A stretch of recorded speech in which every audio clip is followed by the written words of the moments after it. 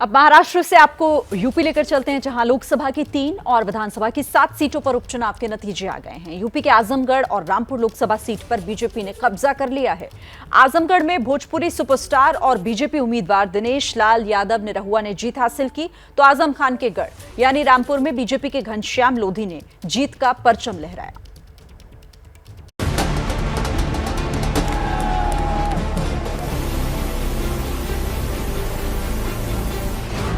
UP में मोदी योगी का जादू बरकरार। उत्तर प्रदेश के अंदर 2024 की विजयश्री के लिए एक दूरगामी संदेश भी दिया है।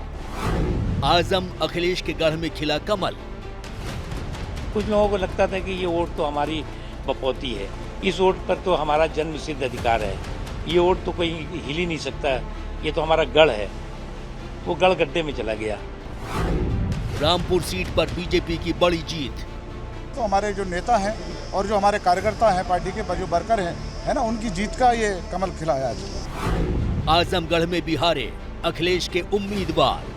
भारतीय जनता पार्टी की सरकार कितनी अच्छी तरह से काम कर रही है, प्रधानमंत्री जी कितना अच्छा कर रहे हैं, हमारे मुख्यमंत्री जी अच्छा कर रहे हैं, इसीलिए यहाँ कमल खिला है।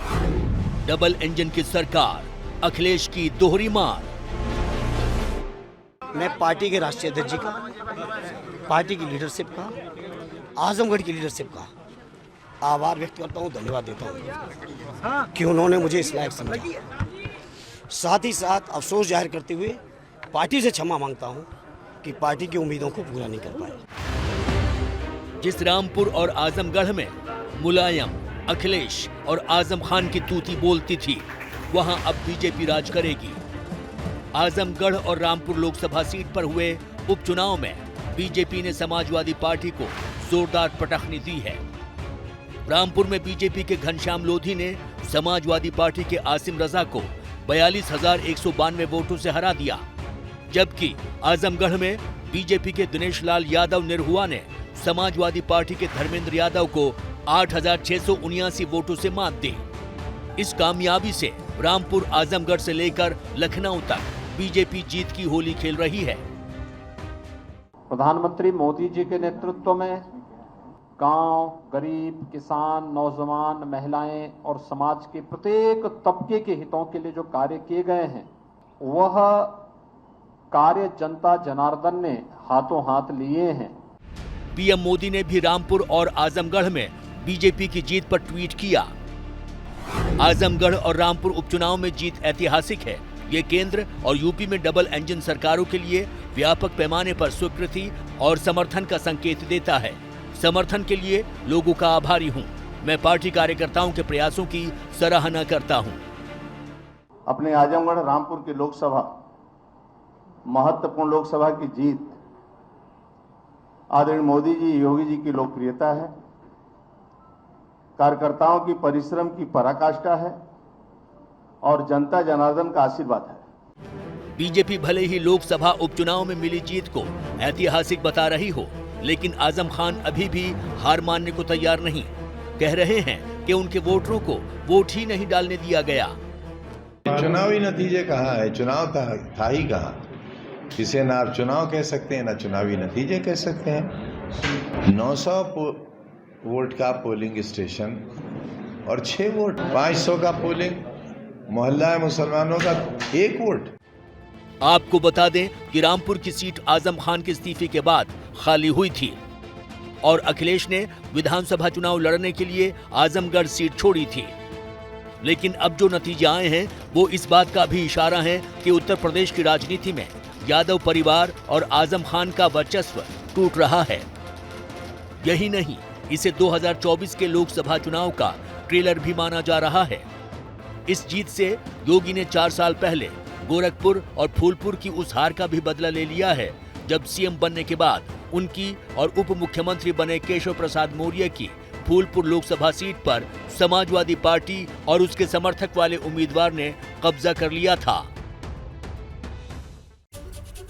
यूपी में बीजेपी की इस बड़ी जीत को राष्ट्रीय अध्यक्ष जेपी नड्डा ने भी विकास की नीतियों की जीत बताया है। इसे आपको सुनवाते हैं जेपी नड्डा ने क्या कुछ कहा इस जीत को लेकर। उत्तर प्रदेश के आजमगढ़ और रामपुर लोकसभा उपचुनाव में भारतीय जनता पार्टी की ऐतिहासिक विजय माननीय प्रधानमंत्री श्री नरेंद्र मोदी जी एवं उनकी अगुवाई में आदरणीय योगी आदित्यनाथ जी के नेतृत्व वाली भारतीय जनता पार्टी की सरकार की गरीब कल्याण नीतियों पर जनता के विश्वास का प्रतीक है। इस शानदार विजय के लिए मैं उत्तर प्रदेश के महान एवं देवतुल्य जनता के प्रति अपना आभार प्रकट करता हूँ। भाजपा की डबल इंजन वाली योगी आदित्यनाथ की सरकार ने उत्तर प्रदेश को भय मुक्त प्रदेश बनाया है।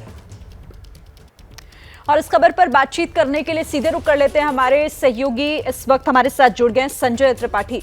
संजय, जिस तरह से आजमगढ़ और रामपुर दोनों समाजवादी पार्टी का गढ़ और यहां दोनों सीटों पर जीत हासिल हुई है बीजेपी को, तो बीजेपी जो ये कह रही है कि ये डबल इंजन की सरकार की जीत है और यहां पर जिस तरह से सरकार को जिताकर बीजेपी को जिताकर जनता ने भी मुहर लगा दी है कि ये विकास की राजनीति की जीत हो रही है।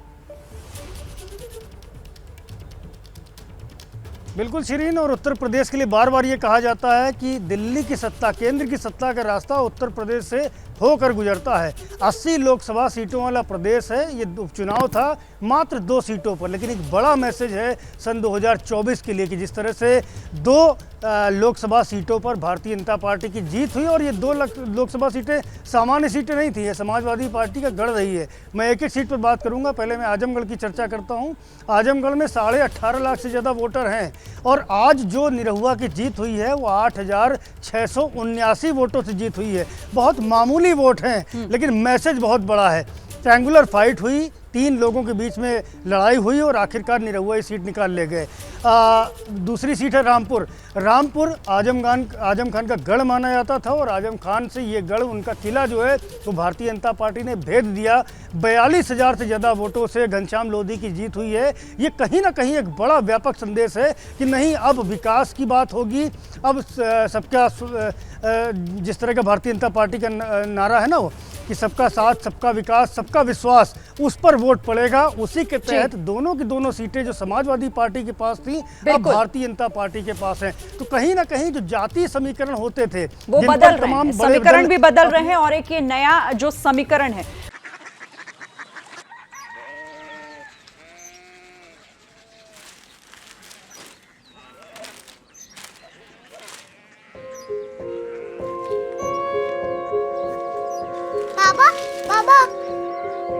कोरिया सिटी जानिए ना।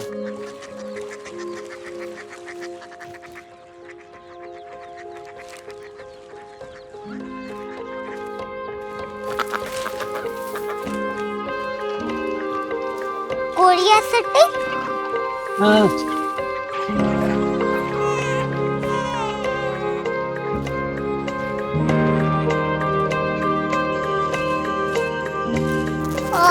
कोरिया सिटी कहाँ पे है? शहर अंग्रेजी लगे हैं।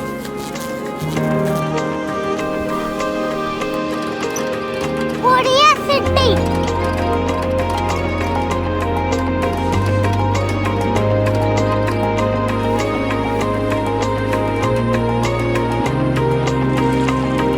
वो बहुत दूर है।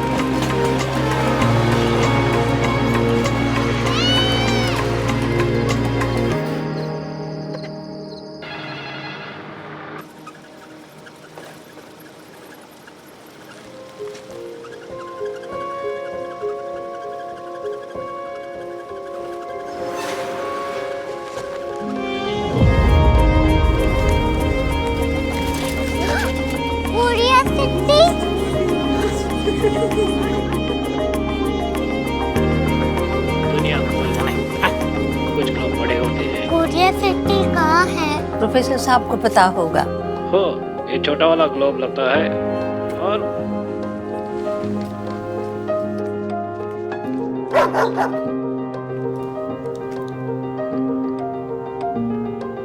पता नहीं, मेरी बेटी से जाके मिल लो, शायद उसे मालूम हो।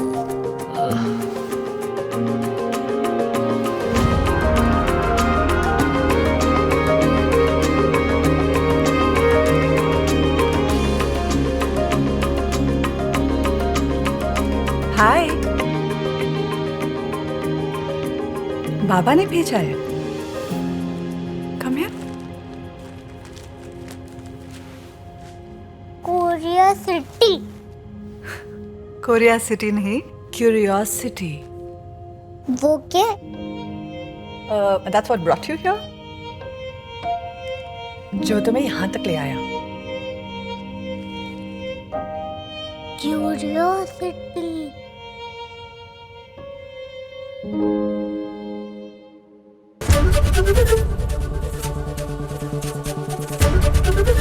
एबीपी न्यूज आपको रखे आगे।